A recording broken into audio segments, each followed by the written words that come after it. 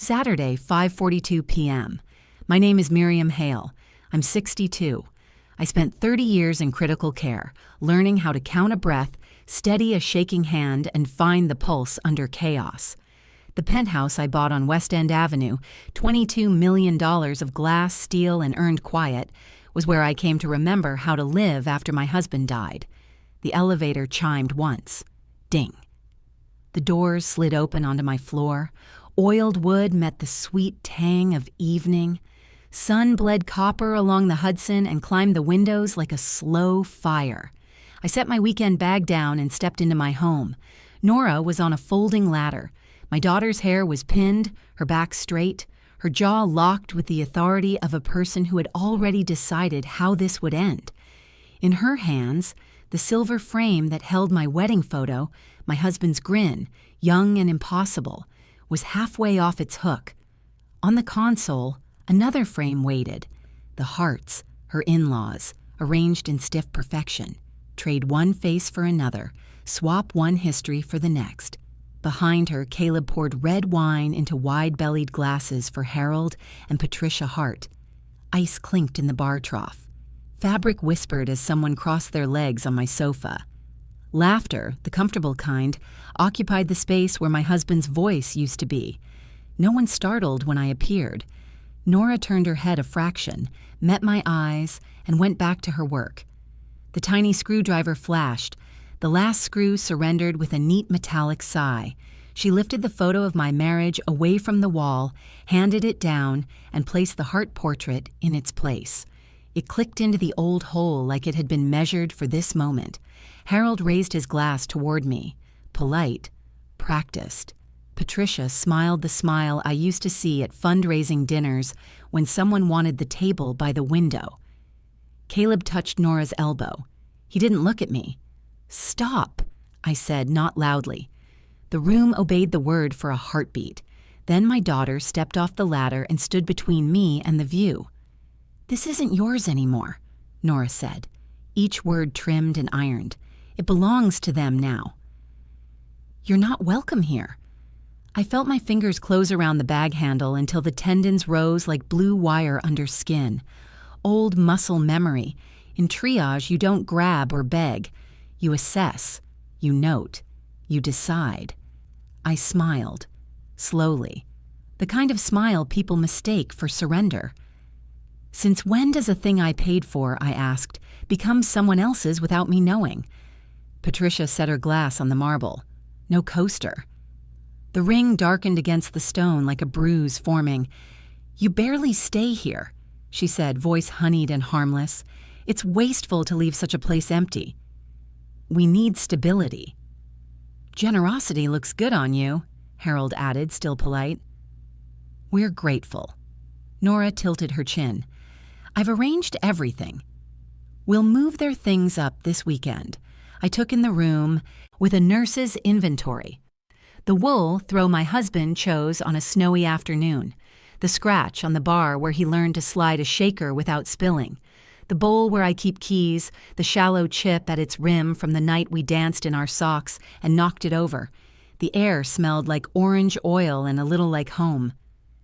"I drove 2 hours to be in my own house," I said. "I'd like to come in tonight." Nora didn't blink. "No, we have plans. You'll be in the way." The sun reddened the river and pulled its light down inch by inch. I could hear a sail rope tapping something metal far below. The sound had always calmed me. "All right," I said. The word tasted like a coin. "Enjoy your evening." I pressed the elevator button. My thumb was steady. The car opened with a hush. Voices swelled behind me again. A cork popped. Someone laughed at something Caleb said. When the doors drew together, I saw my daughter reach for another frame on another wall. On screen, if you were reading the captions the internet loves for spectacle, you'd see the line "They forced me to live." My daughter claimed my $22 million penthouse and gifted it to her in-laws. She declared, "It belongs to them now, you're not welcome here." I stayed calm and smiled. Yet the day they tried to settle inside, the surprise I prepared left them speechless. It is a true sentence, all of it. The elevator hummed its soft descent. At the lobby, the doorman glanced up, then wisely glanced away. I stepped into the cool of the vestibule and let the revolving door press me back into the city's breath. On the sidewalk, the wind smelled like rain that might not come. I stood long enough to count to 10 the way I taught families in the waiting room to count when the monitors went wild. 10 gives your blood a chance to catch up with your bones. I thought of the latter, of Nora's fingers prying our years off the wall, of the picture frame sliding into a space it didn't earn. There are many ways to move someone out of a room. You can raise your voice. You can clutch and plead. Or, if you've been an ICU nurse long enough to know that quiet is also a tool, you can make a plan the way you set a line, the way you chart vitals, the way you decide when to give a patient back their breath. I zipped my coat, pulled the bag strap higher on my shoulder. My palm had left a crescent on the leather where I'd held on too long. I looked up at my floor. The light in the corner window blinked and held. I could almost see the heart portrait where my husband used to grin into the future. "Noted," I said to the air. "All of it." I started walking. Home first, then coffee, then a clean sheet of paper and a blunt pencil. I would write down times, names, rules that look soft until you walk into them. I would list the systems this building lives by, the ones people ignore because they don't think they apply to them. I would call the manager who knew where the bones of this place were buried. I would put my hand back on the pulse and measure what had gone wild. When my husband was dying, I learned the difference between fighting and deciding. You fight the wrong things, and you exhaust everybody. You decide the right things, and the room changes shape. I didn't need to shout. I needed to decide. And the decision started now. If you've ever been told you weren't welcome in your own home, stay with me. Tell me where you're listening from, and before the next chapter, leave a quiet "I'm here" in the comments. It helps more than you know. Night finds Queens sooner than Manhattan, or maybe grief pulls dusk forward. I carried my weekend bag up the narrow stairs, past a basil plant and the clatter of chopsticks behind a door that never latches. Inside, my apartment exhaled. I set my keys in the chipped bowl, 2 soft clinks like coins marking a depth. I put water on for coffee, black, unsweetened, 1 measured bitterness at a time. The kettle began its thin whistle. I leveled each spoonful the way I once measured morphine. Steady wrist, no bravado. Ritual steadies the hands. It steadies the voice as well, always. While the kettle worked, I crossed to the bookshelf. My husband's picture stayed where I left it, his laugh mid-bloom. I touched the glass, cool as hospital tile at midnight. On the chair back, his wool scarf waited. I lifted it, breathed faint soap and winter. Grief is a scent you learn. Steam rose. I poured. Coffee gave the room smoke and earth. I carried the mug to the table by the window and sat where I can watch the elevated tracks decide their night. Queens is not quiet like money. It is quiet like a workroom after hours. It lets the mind lay its tools out. I pulled a battered notebook and a short pencil shaved to honesty. Graph paper weighted. Blue squares, modest and exact. I wrote the time the way nurses chart in triage, 2016, Saturday. Then, in block letters I could read without emotion later, I wrote, "The day they try to settle here, they will not forget." Plans are not born of rage. In my world, they are born of precision. Precision is mercy. A sloppy dose hurts the patient you swear you love. A sloppy boundary hurts the life you claim to protect.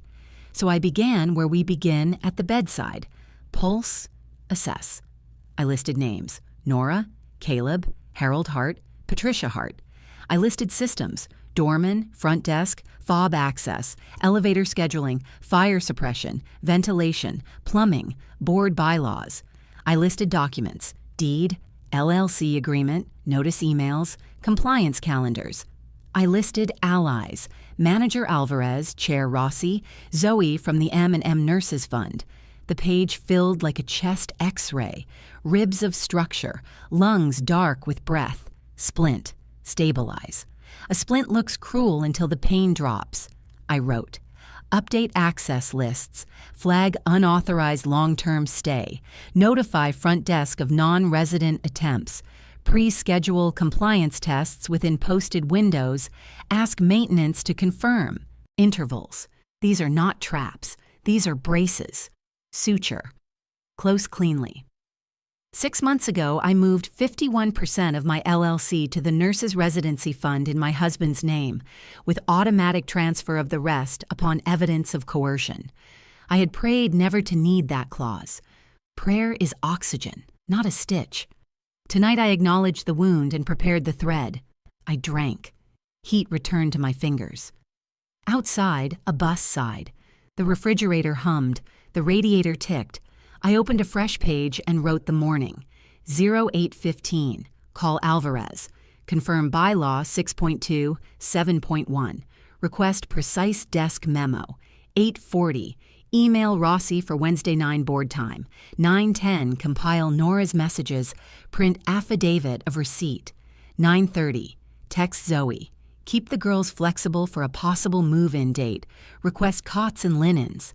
10 o'clock. Walk the block. Sharpen the pencil. The cup emptied. I added a finger of hot water to wake the last bitterness. Rage wanted the wheel. Grief wanted the map. I buckled both into the back seat. The part of me that knows how to steer stayed up front. I looped the scarf once. Lamb's wool has a particular tooth. It catches enough to remind you you're here. In the mirror, I saw a woman older than the bride in the picture and steadier. People confuse steadiness with surrender. Back at the table, I drew a simple map of the penthouse. Door, hall, kitchen, terrace, control panel, breaker closet. I penciled where air travels, where bags land, where a person confident in entitlement will set a glass without a coaster. Not to haunt anyone. To let the building spine speak. Rules are bones. They keep the soft parts safe. At 2103, I made 3 columns. What hurts, what helps, what heals. Under hurts, being told I'm a guest in my own life. Under helps, timestamps, procedures, names. Under heals, purpose. Giving the home a second calling that honors the first. I closed the notebook and rested my palm on the cover until my pulse slowed under bone. The city moved on without me. Rooms shouldn't hold their breath for our decisions. I rinsed the mug, killed the light over the sink, and stood in the doorway to let night draw a line across the floor. Somewhere a siren rose, did its job, and faded. Tomorrow would come hard and necessary. I would meet it with quiet, the sharpest instrument I own. On Sunday morning, at precisely 8:17, I stepped into the management office on the lobby level. It smelled of printer ink, air conditioning, and someone's half-finished blueberry muffin. The overhead fluorescence buzzed like a nervous insect. Mrs. Alvarez looked up from her screen, glasses halfway down her nose, perfectly square in posture, hair pinned and lacquered like a flag that never surrenders. She was the kind of woman you'd trust to hold a newborn or detain a fugitive, depending on the need. "Miriam," she said, not smiling. "Respect, not warmth. We both preferred it that way. I saw your email." I flagged the memo for priority thank. "You," I said. "I'd like to confirm some procedures before next week's inspection window." She clicked into the building operations portal and turned her screen toward me, tilting it at an angle that meant, "You're not just watching, you're responsible." "The residential bylaws remain unchanged since the May update," she began. Section 6.2 explicitly prohibits any long-term occupancy by non-listed tenants without prior board approval. Long-term means any stay exceeding 6 calendar days, recurring within a 3-week period. I nodded. Section 7.1 covers access rights. Any fob not registered to a current resident or approved guest can be temporarily deactivated if misused. Grounds include subletting, security breaches, or, she glanced up, aggressive assertion of ownership where no deed exists. She tapped the screen. The Hart family has not submitted a stay request. Not for this month. "Not ever good," I said. "Let's update the no-stay list." She opened a new form. Names? Nora Hale, Caleb Hart, Harold Hart, Patricia Hart. I paused. Permanent until further notice. She typed, crisp keystroke slicing the air. Noted and time-stamped. A faint silence followed, the kind before thunder. Then she asked, "Would you like the system to escalate automatically if fob use is attempted past 3 denials?" "Yes," I said. 3 strikes, deactivate access. Another tap. "Calendar items next," she murmured. "We've got system inspections this month. The timing works." She clicked open a separate panel. Colored blocks like a hospital scheduling board. "Fire suppression tests," she read aloud. "Wednesday, 10 a.m. Building-wide ventilation flush. Thursday, 2:30 p.m. Pipe descaling and vertical flush. Friday, 9 a.m. You want in on all 3? "Please," I said. "Penthouse access authorized." "I'll be there." She checked a box and slid the form to me. "Initial here." It confirms consent for maintenance entry during system-wide checks I signed. The pen's weight steadied my hand. I had held heavier instruments, forceps mid-surgery, gauze soaked in failing breath. Paperwork didn't scare me. When I passed the form back, her face shifted, not softened, tightened. "Miriam," she said, lowering her voice, "do you want me to trigger a red flag?"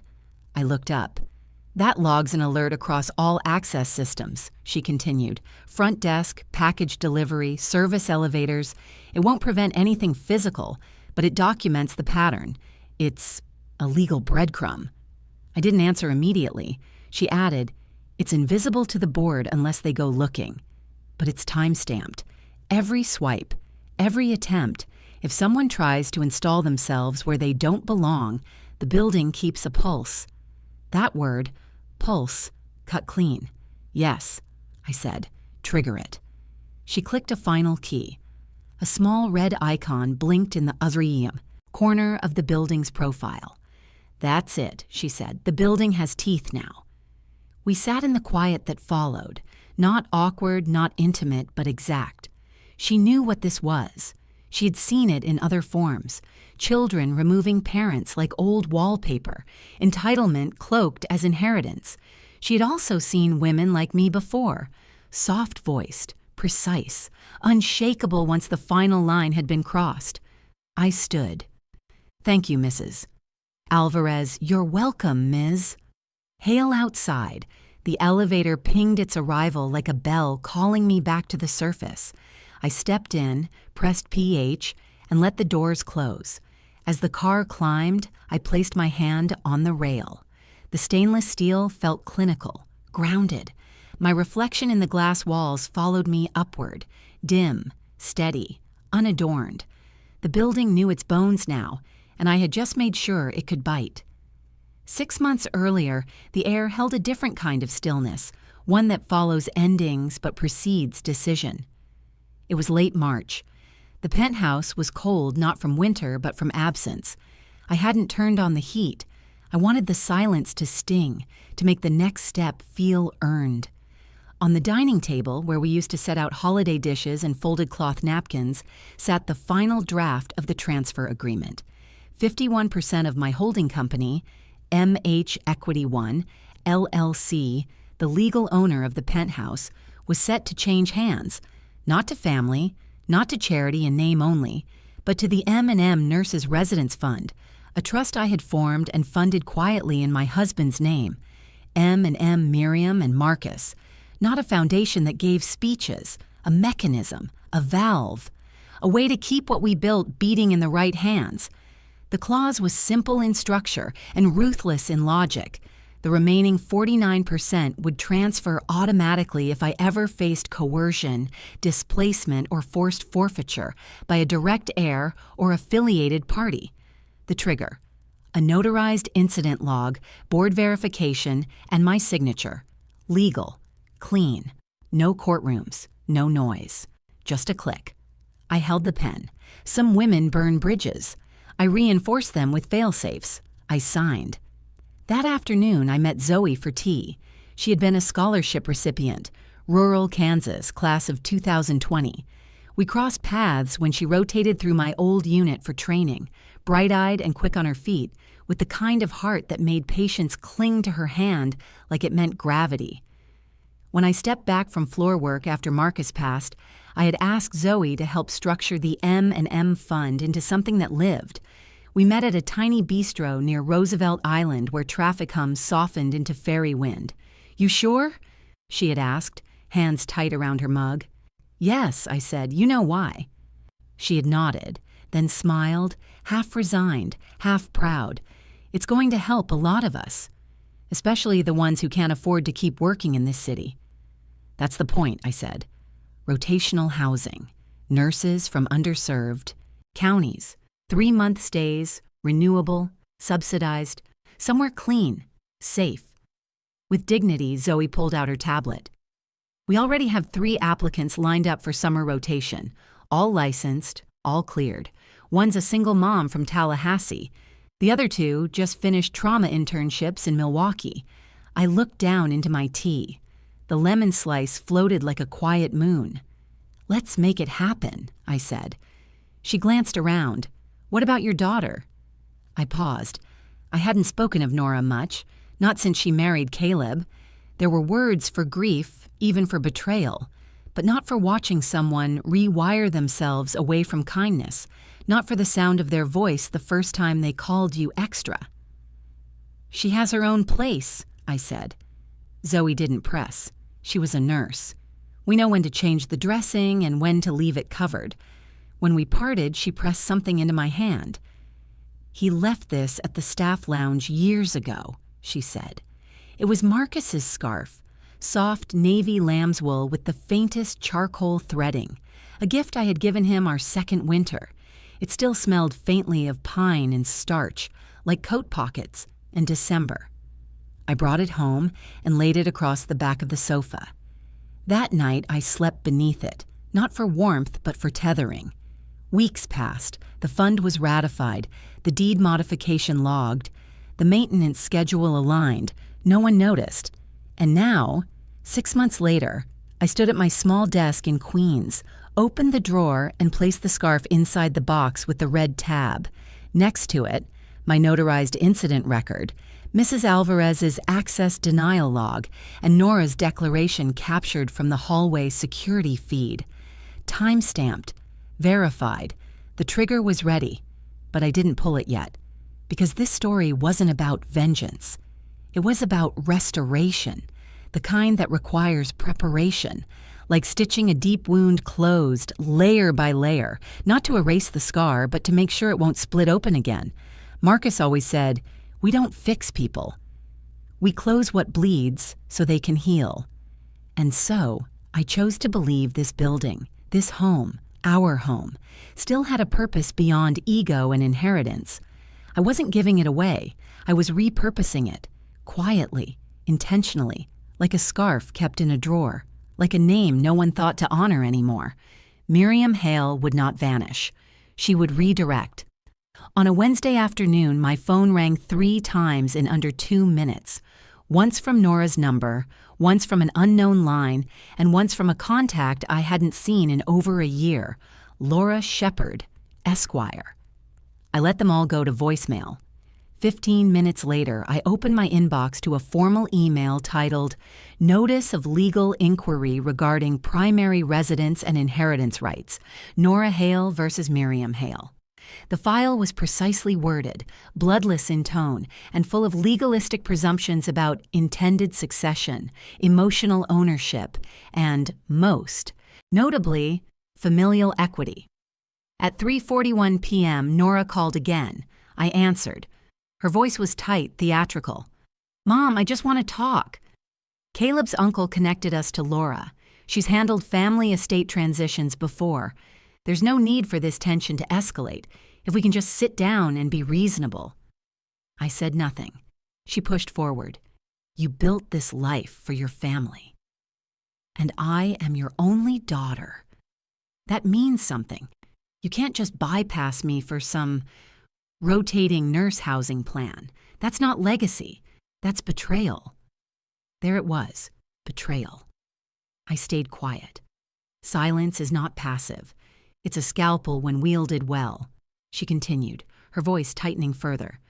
Look, either you transfer the keys officially, co-own with us, maybe a leasing agreement if you need to save face, or I'll pursue formal litigation under New York's constructive trust doctrine.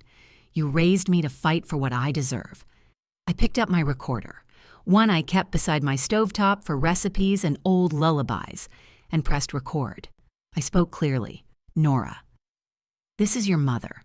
I am recording this call for my own records. You have just made a verbal ultimatum involving legal coercion and the threat of litigation regarding my property. You have framed it as a matter of emotional fairness, but your demands are explicitly financial. Click. I ended the call. 10 minutes later, her text came through. Nora, either we finalize the transfer this week or I'm cutting you out for good. No wedding, no grandkids, nothing. You'll be alone with your nurses and your guilt. I stared at the message. It came from her number, time-stamped, emotionally manipulative, legally reckless. I took a screenshot and forwarded it to my legal advisor, Maya Chung, who had helped me structure the M&M fund. She replied in 4 minutes flat. Maya, keep everything. Do not respond. This constitutes coercion and emotional blackmail. We're documenting it under pre-trigger Clause B. You are covered. Covered. Funny how that word meant both safe and buried. I brewed black coffee in the corner of my kitchenette, the smell grounding me in memory. The night shifts, the first years with Marcus, Nora asleep on the couch with her baby blanket gripped like a peace treaty. I sat at my small table in Queens, opened the red tab box, and placed the printout of her message next to the voice recording log. The red scarf peeked out from beneath the folder. I didn't touch it. Just let it breathe in the same air. By Friday, Laura Shepard had sent a second notice. This time thinner, laced with veiled language about resolution pathways and avoiding media entanglements. Nora had CC'd herself in the thread, replying, I'm still hopeful my mother will come to her senses. Her senses? My senses had never been sharper. There's a thing that happens in hospitals, especially in ICU. You'll get a family member who claims to know better than the doctor, one who demands charts, second guesses pain meds, and insists that Mom would have wanted us to unplug her now. And often, they're not the ones who've been at her bedside every day. They're the ones who need closure without cost. That's what Nora wanted now, a clean, pain-free inheritance, a shortcut through grief, sealed with keys. But I had been a nurse too long to hand over the medicine cabinet to someone who only ever showed up when the estate was nearly signed. That Friday night, I recorded another message, this time to myself. This is Miriam Hale.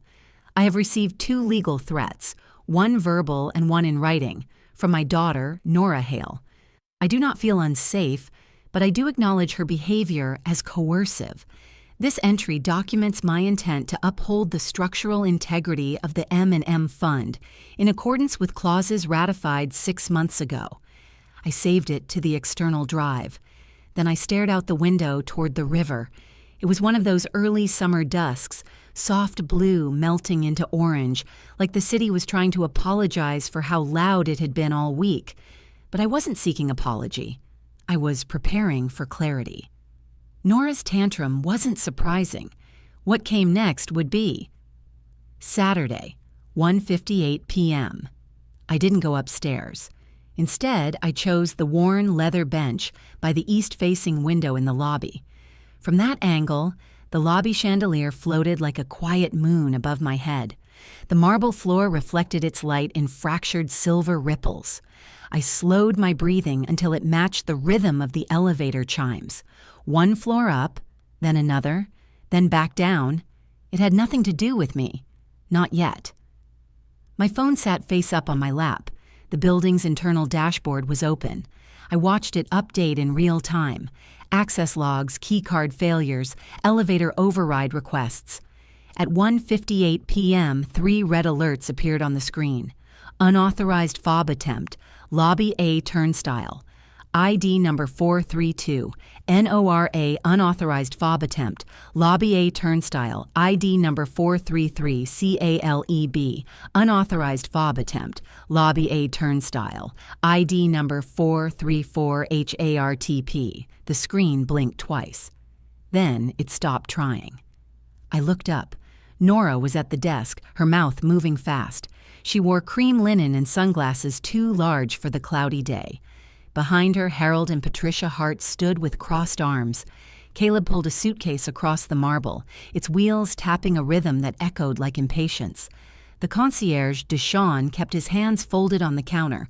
Calm, polite, perfect posture.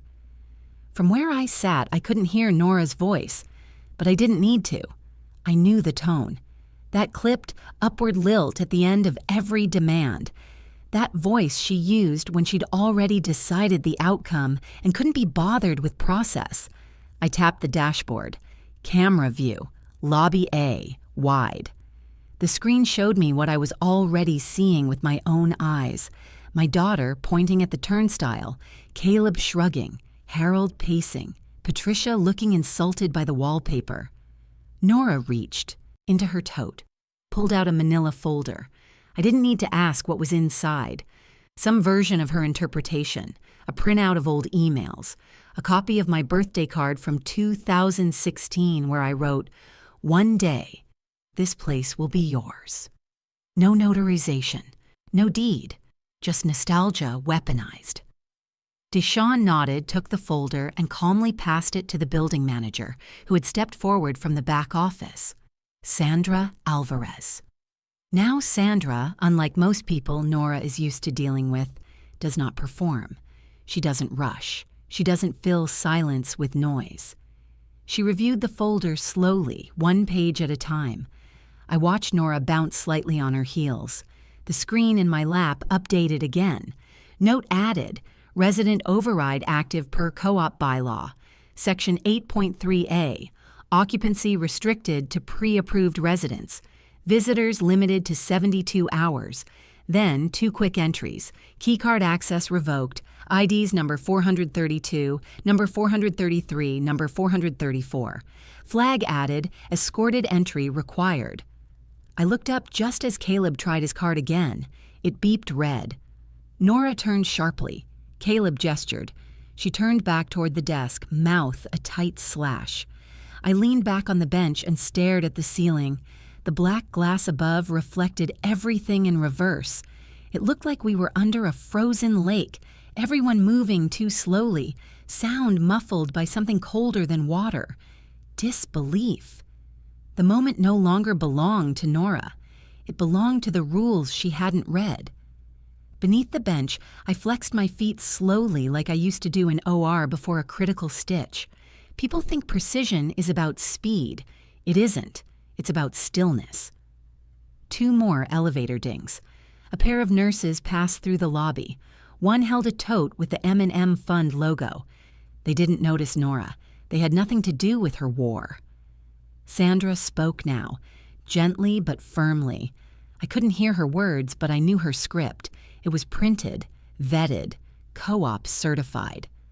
Nora lifted her phone. Her thumb moved fast, probably texting me. I didn't feel it vibrate. I'd turned off all alerts before I left the apartment. I didn't need noise.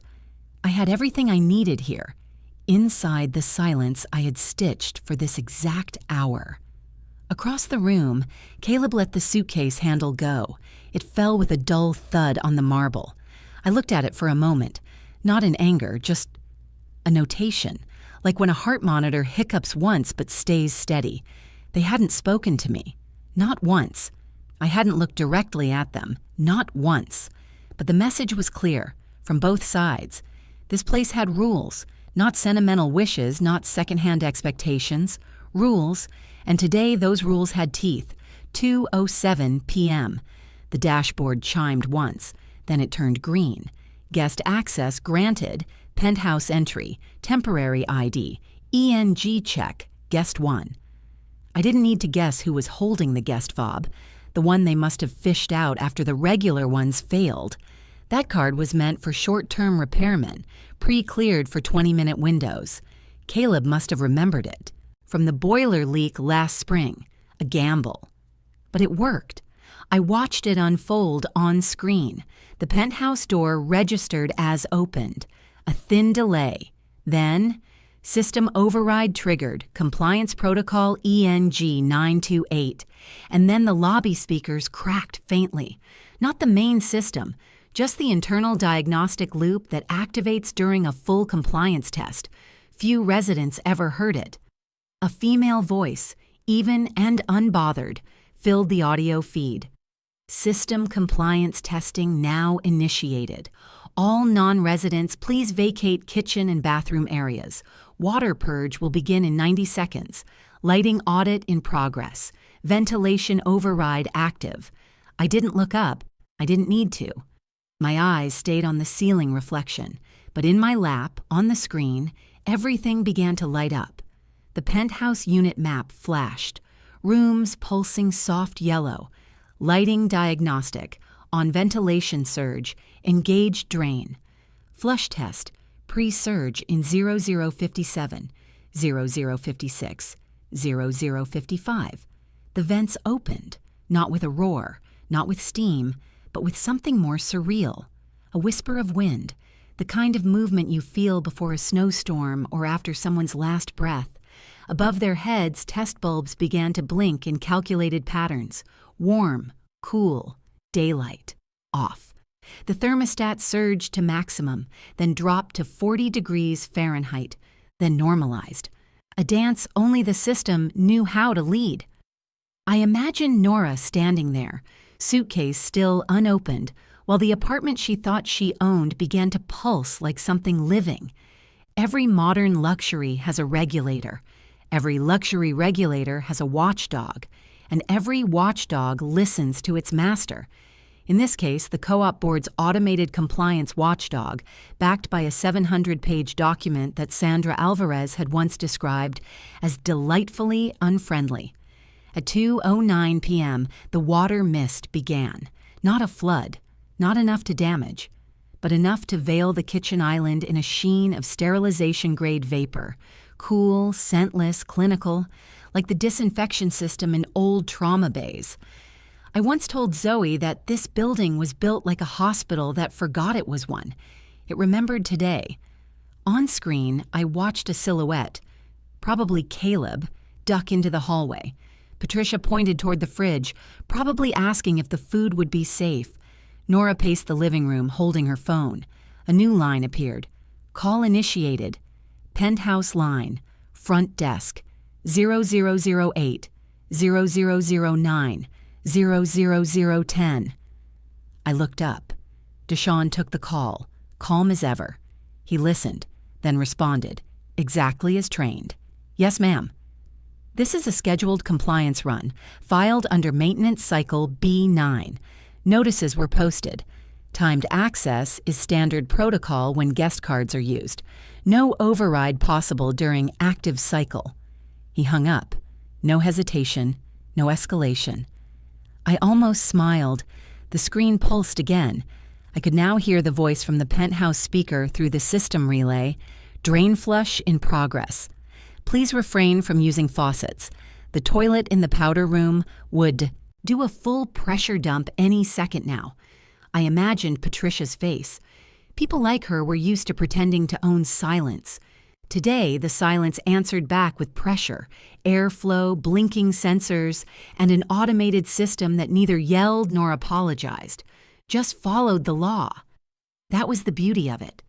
It wasn't me who said no. It was the building, the bylaws, the air vents, the lighting grid, the bones of this place. My name was nowhere on the declaration. It didn't need to be. On the dashboard, one final note appeared.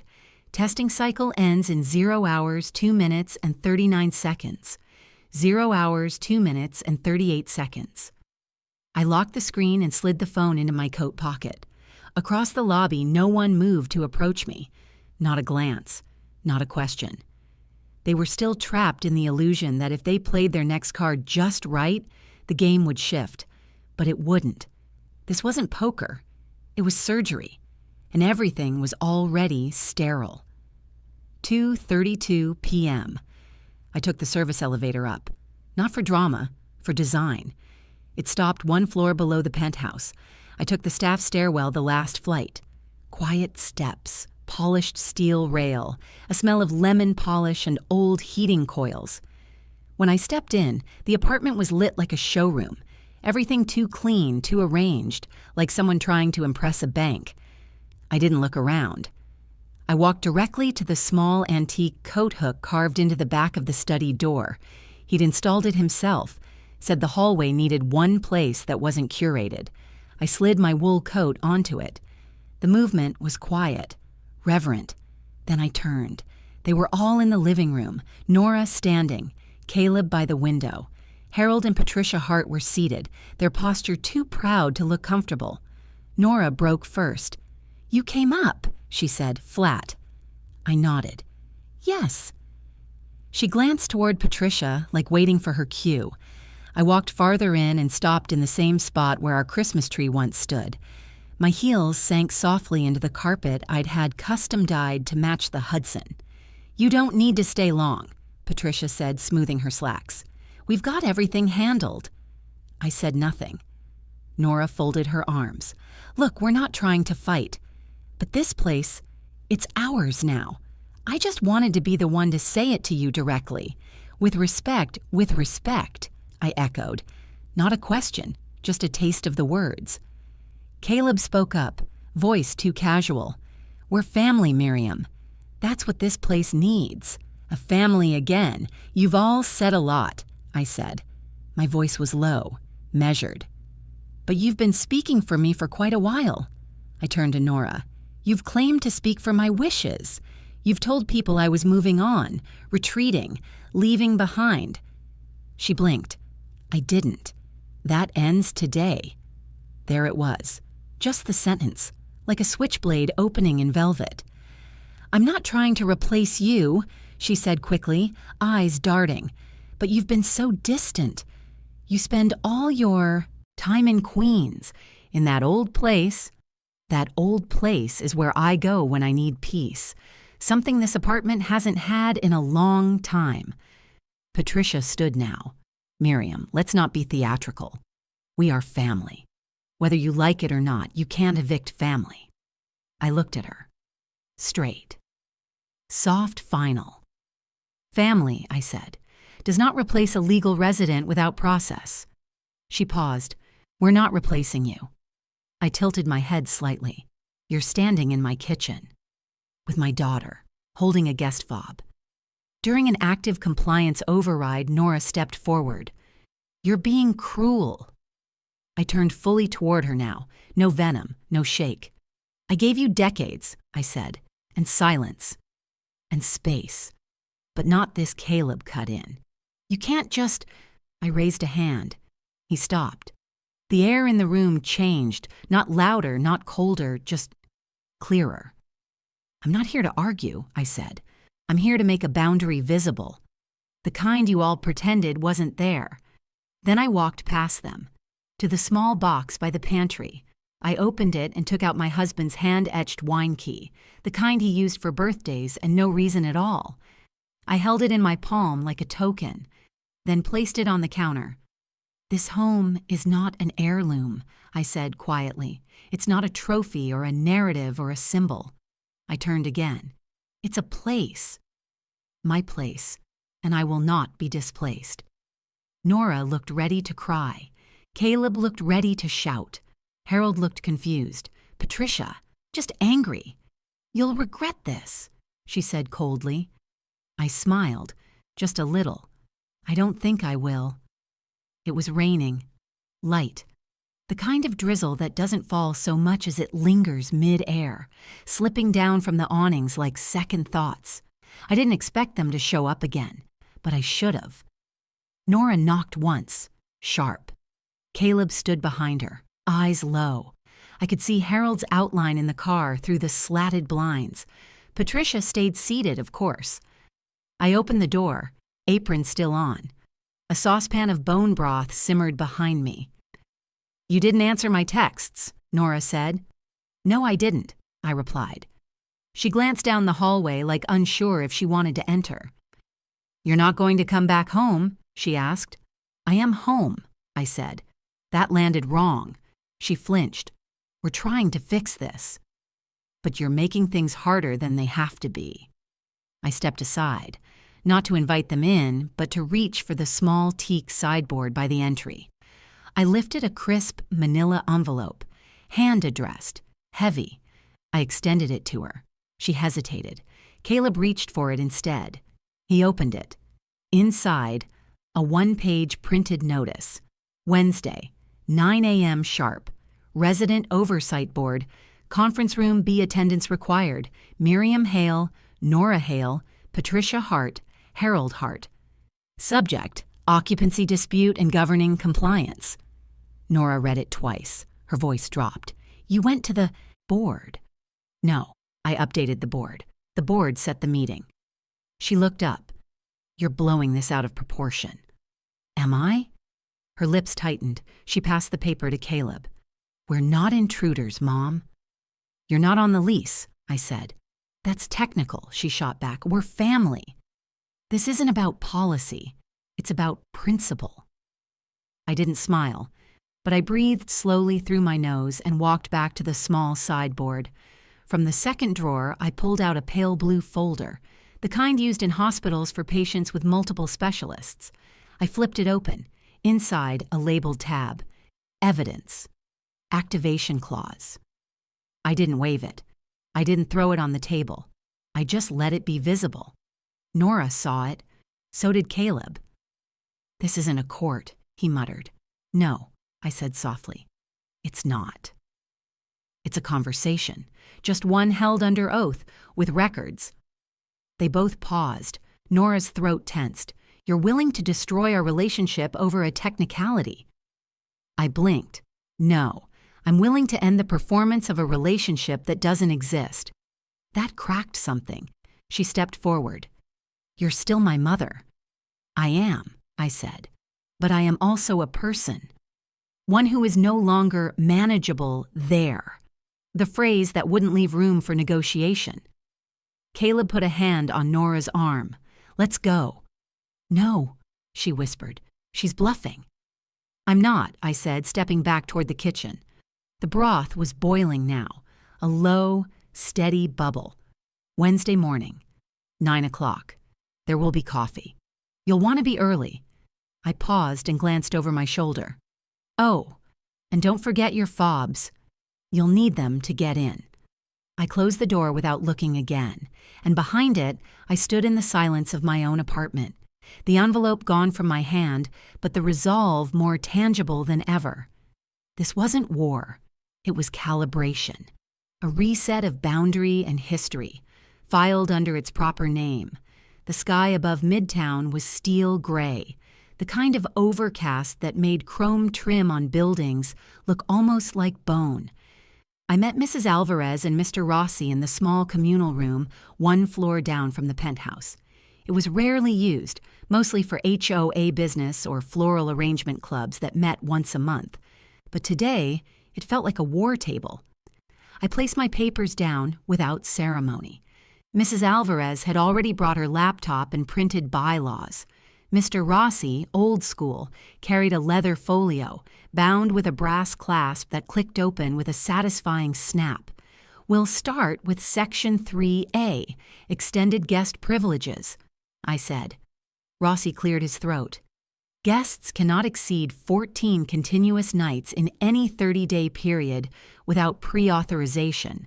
Units designated as primary residences cannot be transferred in practice or intent without filing Form 5C through the council. Alvarez pointed to the clause. And they haven't filed anything. They used a generic guest card and tried to override with volume, not paperwork. Exactly, I nodded. And now they're trying to establish residency by precedent.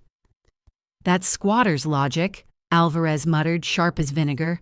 But this building has teeth. I appreciated her phrasing. I pulled out the binder Zoe had handed me from the M&M Foundation. Blue stitched edge, everything labeled by section. A simple stamped note slid out. Property conversion fully compliant. Effective since March 1st. Verified trustee M. Hale. Additional equity activated June 10th per coercion clause. Resident use case approved. It was dated, notarized, cross-referenced with city housing law. "May I?" Rossi asked, reaching for it. "Please." As he reviewed, Alvarez leaned closer. "Do they know this yet?" I shook my head. "They'll see it tomorrow, under Agenda Item 2. We all paused. I slid another folder across the table. This one less legal, more merciful. Inside were 3 hotel vouchers, 2 for a nearby business hotel, 1 for a long-stay apartment suite in Forest Hills. I've activated temporary relocation stipends through the foundation, I said quietly. It's not legally required, but it's the right kind of gesture. Alvarez raised an eyebrow. "It's an optics move," she asked. I shook my head. "It's a human one." Rossi gave a small grunt of approval. "You'll be reducing blowback. That's wise. They'll frame it as heartless no matter what," I said. "But this takes the edge off. It gives them a way out with dignity, should they choose to see it." Mrs. Alvarez's smile was dry. "That's if they have eyes at all." I let that pass. Across the room, a cart of jasmine tea had cooled. The scent hovered, oddly grounding. I pulled my notebook from my bag. Not the legal pad, not the laptop. My husband's old brown sketch journal. Inside were scribbled notes, but also his diagrams. Back when he used to repair HVAC systems, he'd doodle spirals and ducts and coils on the corners of pages, like each system was a living being he could coax into cooperation. I'd drawn something beside them, a looped timeline of every interaction since Nora first mentioned settling down here with the Harts. When I looked at it now, it was almost surgical. A behavioral flow chart with veins of decision and infection. I underlined the last box in pencil. Wednesday, succession, not eviction. It was a quiet spell, the kind of sentence you whisper into warm soil. I looked up at Alvarez and Rossi. "You know I didn't want this," I said. "We know," Alvarez replied gently, "but they're trying to turn affection into ownership. And love isn't currency, not for property, not for peace." "That," Rossi nodded, "is why you'll win. You're not fighting to punish. You're restoring order." And quietly, like someone sealing a wound, I pressed. The folder shut. This wasn't revenge. This was closure. Stitched shut like a patient's side. Neat, sterile, necessary. Tomorrow they'd see what happened when a building with teeth also had a backbone. And tonight, I would sleep. The boardroom smelled faintly of fresh ink and bergamot cleaner. A long glass table cut the room in half like a blade, and outside, the skyline blinked with orderly silence. I arrived at 8:41. Rossi was already seated. Alvarez followed 2 minutes later with the keycard logs and a printout of compliance notices. At 8:59, Nora entered, flanked by a man in a navy suit who introduced himself only as Mr. Green. He looked like someone who mistook intimidation for professionalism. Nora didn't acknowledge me. Her hair was pulled tighter than usual, her lipstick a defiant red. I knew that color. It meant she was scared. "Shall we begin?" Mr. Green asked, tapping a silver Mont Blanc pen on the table. Alvarez adjusted her glasses. "Per the agenda, this is a review of residential occupancy policy concerning Unit PH. Which, to clarify," Mr. Green interjected, "is the residence of Mrs. Miriam Hale and her immediate family, who, under New York Family Law 237C, have legal consideration as dependents and may establish shared domicile?" "Objection preempted," Rossi said coolly, placing a document on the table with a satisfying thud. "That clause is irrelevant. This isn't a matter of family law. It's an issue of deed structure, corporate entity designation, and activation of succession protocols." Mr. Green blinked. "I'm sorry." Succession? Yes, I replied softly. Succession, not eviction. Rossi slid the document across the table. 6 months ago, Mrs. Hale transferred 51% ownership of Penthouse H to the M&M Nurses Residence Foundation, a registered nonprofit under 501c3 which she controls, Green snapped. Not unilaterally, I corrected. As of 2 weeks ago, the remaining 49% was transferred under Clause 14.3, coercion trigger, triggered by verified coercive communication, intimidation, or unauthorized attempts to assume control over the residence. Alvarez turned over the next page. Text message records from Miss Nora Hale, dated June 9th. Sent at 7:46 p.m. Nora frowned. I don't... Rossi tapped his screen. We have it backed up. Would you like me to read it aloud? Green raised his palm. We'll stipulate the record exists. But the board had already leaned in. I nodded gently. Please, read it. Rossi's voice was flat. Either you hand over the keys this week or we go public. Don't forget, no one likes a selfish mother who clings to bricks. You owe me this. He tapped the next screen. Sent from Ms. Hale's number. Confirmed with IP logs. The room chilled. Nora opened her mouth, but no sound came. You texted me that while I was sitting in your childhood kitchen, I said, voice steady. Drinking the peppermint tea I used to brew when you had the flu. Green shifted. That could be interpreted. No, Alvarez interrupted. It's legally sufficient. Per the clause, the triggering condition is met.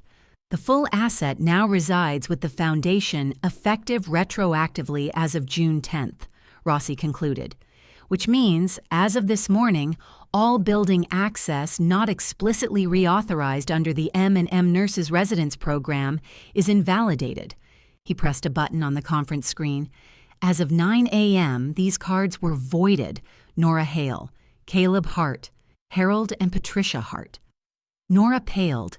She reached for her purse, as if to double-check. I watched her fingers tremble against the zipper. I still live there. No, I said gently. You visited. You stayed. You planned. But you never asked. Mr. Green interjected. You mean to tell me this entire move was engineered around a technicality? No, I said. It was built around trust, and your client violated it. The room fell into silence. Alvarez folded her hands. Furthermore, as part of the transfer agreement, Mrs. Hale retains lifelong residential access under Program Clause 3B, Founding Benefactor Residency. She has a permanent schedule, and rotating care professionals will use other quarters per cycle. I reached into my folder and slid one final envelope across the table. Inside, I said, are temporary relocation vouchers for the Hart family. They cover 10 nights, 2 rooms, and transportation. Rossi added, the foundation is not vindictive, but we do not tolerate appropriation disguised as entitlement. Nora's eyes dropped.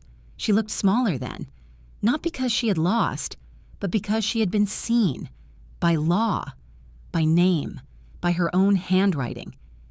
And as she stared at the copy of her own message, I realized she had never truly expected the wall to fall. But it did, and this time it fell inward. What is family? A right or a responsibility? 2 days after the board meeting, the foundation posted a photo on their social feed. It was simple, quiet, almost shy. The window of the penthouse, just as the morning light slipped in, gold on glass, shadow on brick. The caption read, "A temporary home for those who stand sentinel while the rest of us sleep." Welcome to the M&M Nurses Residence, no hashtags, no names, no spectacle. But it traveled anyway. At first I didn't notice. I was at the corner cafe in Queens, cradling a warm tea and my bruised wrist from carrying folders all week. The world, to me, had gone back to small noises, heels on tile, teaspoon in ceramic. Then Zoe texted, then Linda, then 5 more young nurses I hadn't spoken to in years. Screenshots arrived like autumn leaves. The post had gone quietly, then loudly, viral. Some applauded. Finally, housing justice with actual backbone. This is how you inherit the world better. Others condemned. Kicking out your own daughter is cruel, no matter the story. Blood comes first. But one comment pierced through. Sometimes the kindest thing you can do for family is stop letting them harm you. That one stayed. So did the article. A mid-sized local paper had run a piece under human interest. Widowed nurse wins battle over penthouse, chooses healing over inheritance. I never spoke to the reporter, but they got most of it right. They called me Miriam Hale, said I'd worked 34 years as a trauma nurse, said the building now housed care providers rotating in 2-week shifts. They even mentioned the clause, activated by coercion, not emotion. At the bottom was a sentence that made me exhale, sharp and full.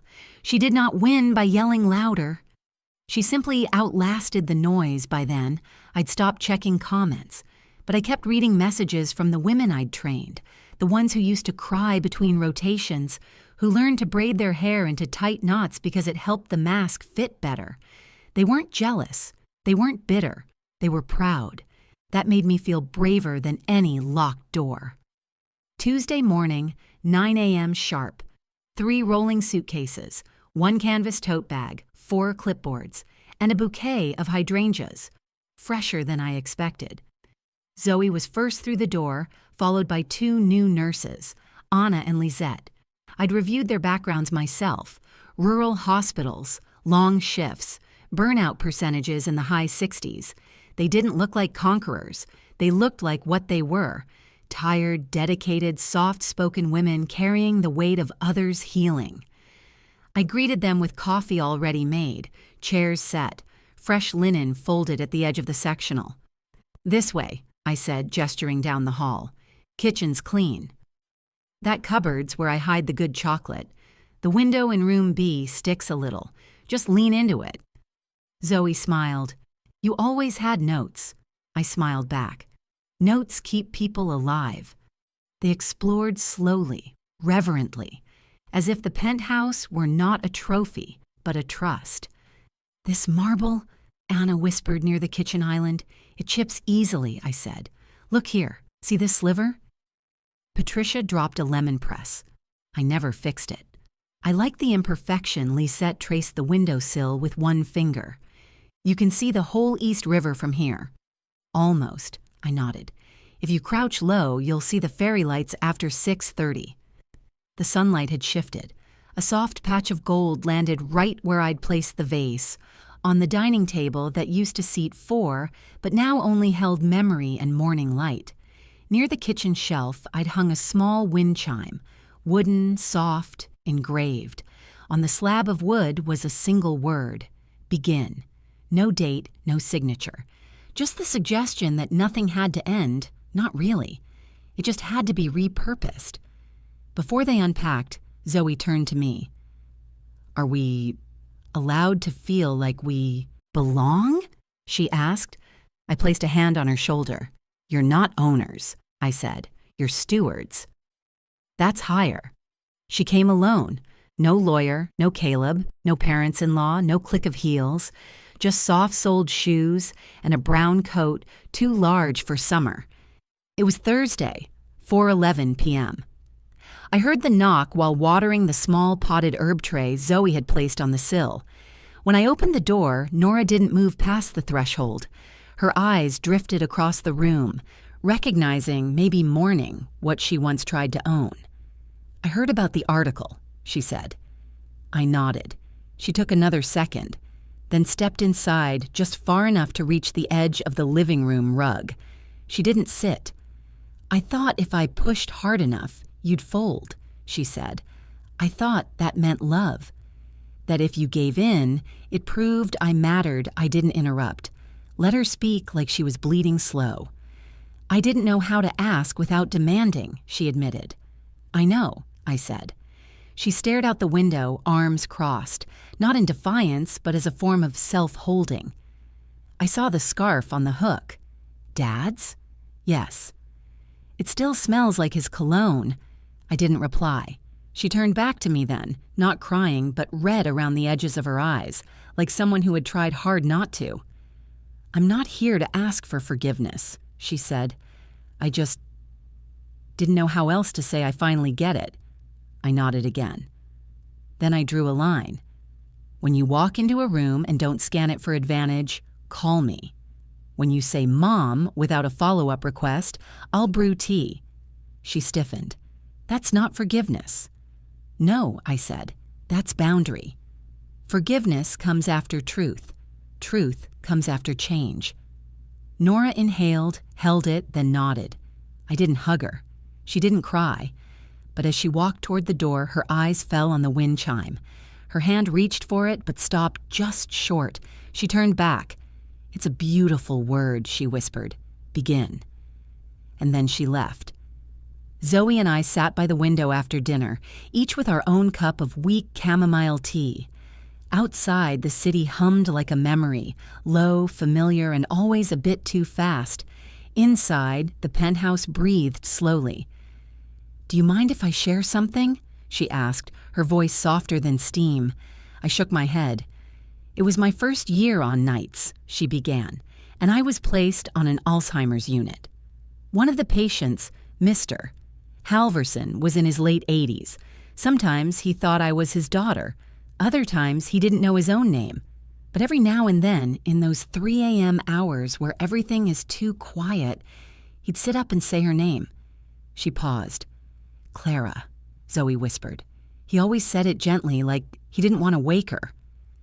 And then he'd ask for a glass of water with 2 ice cubes. Always 2, I smiled. One night he was shaking, just his hands, like they had forgotten how to be part of him. I held one, not too firm, just enough to let it know it wasn't alone.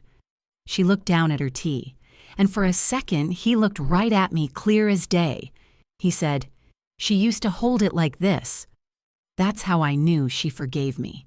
I didn't speak. Neither did Zoe for a long moment. Then she added, "I never found out what he meant. I never asked. Some things don't need explaining." I looked at her fingers. Steady, quiet, the kind that remember where veins hide and how skin thins with age, the kind that hold a hand just so someone can stop shaking. "Thank you for telling me that," I said. She gave me a small nod. The air felt heavier, but not in a bad way, more like a quilt you forgot you needed. I thought of the final night I had with Marcus. The monitor lights blinked in blues and greens, tiny artificial stars. His breathing was shallow, but not labored. He had made peace with it. The nurse on call had dimmed the lights. The scent of antiseptic still lingered, but I'd brought in one of his scarves and wrapped it loosely around my wrist. It smelled like cedar, and the cologne he only wore on Sundays. I didn't hold his hand tightly either, just enough. And when the machine stilled, when the stars blinked their last, I didn't cry. I just whispered, "You kept your promise." Sometimes that's enough. Sometimes love ends the way it should. Gently, with someone who remembers how you like your water. That Sunday, the sun arrived exactly at 9 a.m., as if it too had been invited. The living room had been cleared, chairs arranged in a loose circle, not rows.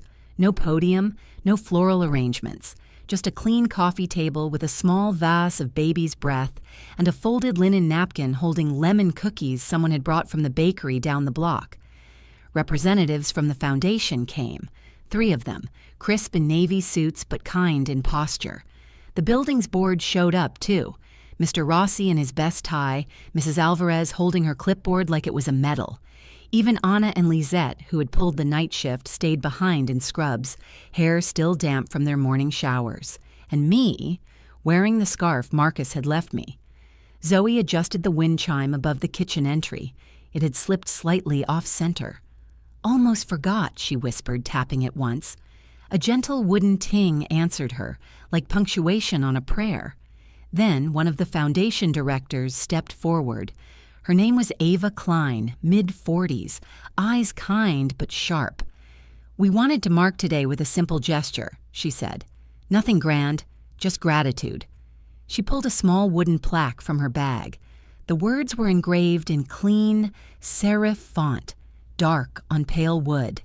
M and M Nurse's residence.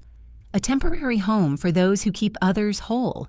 Underneath that, in smaller text, this space is sustained by stewardship, not ownership, and by those who understand that care is the quietest form of courage. Ava looked at me. "Would you like to say something, miss?" "Hale?" I wasn't prepared, but I'd learned that some words grow best when unpruned. I stepped forward. "My name is Miriam Hale." I was a nurse for 34 years. This penthouse used to belong to my husband and me. Now it belongs to something larger. I paused, letting the silence hold. "There are many kinds of houses," I continued.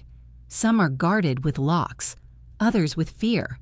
But the best ones, the ones that last, are kept not by power, but by purpose." I looked at the plaque, then out the window where light had begun to crawl across the floor, toward the chime. "There are houses you keep by giving them away," I said. "This is one of them." I stepped back. No applause, just stillness. And then, right as the sun hit the center of the rug, casting a perfect gold square onto the coffee table, the wind outside caught the chime again. It sang once gently. Everyone turned toward it. Even Mr. Rossi smiled. "Right on cue," he whispered. Later, after the plaque was mounted near the front door, Zoe poured cider into mismatched glasses. We toasted, not with speeches, but with eye contact, nods, quiet affirmations that no one needed to speak aloud. The rug caught every footstep like it remembered each one. The light stayed a little longer than usual, and the wind chime didn't ring again until the last guest had left. That was enough. That night was quieter than most. The new nurses had already gone to bed. Their rooms were dark, door cracks lit only by the sliver of hallway light I kept on for comfort, not necessity. No distant hum of television, no clinking of mugs, not even the faint rhythm of elevator cables groaning a few floors down. Just a silence that wrapped around the apartment like an old, soft coat. I sat in my armchair, one ankle tucked under the other, the familiar weight of a wool throw over my lap. My phone was face down on the end table, untouched for hours. But then it buzzed. Once? I turned it over. Nora. "I don't want anything. I want to learn how to hold on to a home without needing to own it." I stared at the screen. Her message sat there like a pebble in water, small but with ripples. There was no anger in it, no apology either. But perhaps this wasn't the kind of wound patched by words. I didn't reply. Not out of spite, not anymore.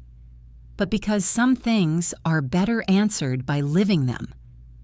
I stood slowly, my joints grateful for the day's end. In the kitchen, I filled the kettle and turned the knob until it clicked. It began its soft hiss. From the cabinet above the stove, I chose 2 porcelain cups. Not matching, but both loved. One had a faint chip on the handle from when Marcus had knocked it against the sink during a kitchen waltz. The other was newer, plainer. I placed them side by side on the counter. I brewed chamomile with a touch of clove, just like he used to ask for on chilly nights. I poured 1 cup for myself. The second I set gently in front of the photo frame that always stayed on the shelf above the radiator, Marcus's picture. He wasn't smiling in it, just looking directly at the camera, steady, calm, like he knew something about what was coming. "Still here," I murmured to him. The clock read 11:52 p.m. I turned off the lights in the hallway, leaving only the warm glow of the lamp by the window. Outside, the city was alive, but far away. Cars flashed by like fish under ice. The occasional siren cut through the air, then faded just as quickly. Life moved as it always does, but inside these walls, something was still, safe. The wind shifted. The wooden chimes above the kitchen threshold stirred. Just once. 3 soft notes like a whispered sentence only the apartment could understand. I returned to the chair, cradled my tea, let the silence settle again, not as loneliness, but as peace earned. Across the room, the scarf I'd wrapped around the chair back earlier remained, draped exactly where I'd left it. It had once belonged to Marcus. Now it belonged to memory and to ritual. That's the thing about healing. It doesn't arrive like a parade. It doesn't knock or call or demand its name be spoken. It waits. Sometimes at the edge of your bed. Sometimes in a chipped teacup. Sometimes in the decision not to reply, but to live in a way that is the reply. I let my head rest back against the cushion. One deep breath, then another. The kind of breath you can only take when there's nothing left to defend. When morning comes, I'll water the window plants. Maybe I'll take the long way to the market. Maybe I'll write Zoe a note to remind her that the leaky faucet in room C needs checking again. Maybe I'll send Nora a book recommendation.